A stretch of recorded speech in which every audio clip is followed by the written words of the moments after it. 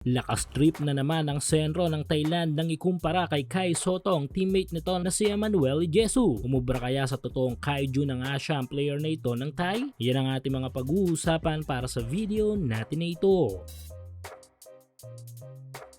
So nakaraang taon nga taon kung saan ay naging matinding struggle para sa ating national team. Grabe ang pagsubok na hinarap natin, hindi ba? Mula sa pagkaka-injury ng ilan nating mga main players sa ating national team, pagkakatalo sa atin ng ating mga opponents sa FIBA ng paulit-ulit at marami pang iba. Pero ang good thing ay natapos natin ang taon with a high note, ika nga nila, dahil nga yan sa mga panalo na ating nakuha. Simula sa FIBA kung saan ay meron tayong tangan na 2-0 win-loss record na magandang umpisa sa ating kampanya, at maliban dyan ay nakuha pa natin ang gintong medalya sa 33rd SEA Games, kahit pa nga sandamakmak na pandaraya ang inabot natin sa mga Thai. Pero tila kahit pa nga lumipas na ang 2025 at sobrang dami na naging issue sa pagitan ng Gilas sa Thailand at marami na tayong napag-usapan na kayabangan ng mga Thai, ay mukhang di pa rin sumusuko ang mga ito at handa muling asarin tayo sa iba't ibang mga bagay. Nito lang ay tila may parinig na naman ang Boy Flex Este, ang center player ng Thailand na si Chanatip Jakrawan, sa ating mga Pinoy basketball fans. Suportahan ang inyong paboritong team sa PBA, NBA at MPBL o kahit pa nga sa mga overseas league. Full details sa comment sections. Sa naging big time performance ng kanyang kakampi na si Emmanuel Jesu sa isang Mongolian league kung saan ay kumamada ito ng 29 points, 6 rebounds at 2 assists, ay naglatag ng claiming comments si Jakrawan at sinabi nito na isa daw kaiju si Jesu. Well, alam naman nating lahat kung sino ang malimit na tawagin na kaiju sa Asia. Ito nga yung ating pambato na si Kai Sotto. Kumbaga sa dami ng dapat salita na maglalarawan dito kay Jesu, ay kaiju pa talaga ang napili. Dahil dito ay marami tuloy ang nagkomento na tila nang-aasar na naman si Jakrawan, kaya tuloy muling binanatan ito ng ilang mga Pinoy fans. Pero ang tanong na nga lang dito ay umubra kaya sa totoong kaiju ng Asia na si Kai Sotto itong si Jesu ng Thailand? Di bilang isang Pinoy, pero para sa akin ay malayo pa talaga ang Thai big man na ito kay Kai Sotto o kahit pa nga itong si Jakrawan. Sa experience pa lang mula sa Amerika patungong NBA, G League at sa NBL ng Australia, at kung nagkataon nga na kinagat pa ng kampo ni Kai ang offer sa Europe noon, ay baka sa Europa pa ito naglalaro, hindi ba? Sa height at skills pa lang sadyang malayo na. Traditional bigs ang laruan nitong si Jesu at more on sa loob lamang ito epektibo, habang modern big naman ang laro ni Kai na halos all around ang tulong na kaya niyang ibigay sa kanyang team. Depende lang sa way ng paggamit sa kanya ng kanyang mismong head coach. Kaya again,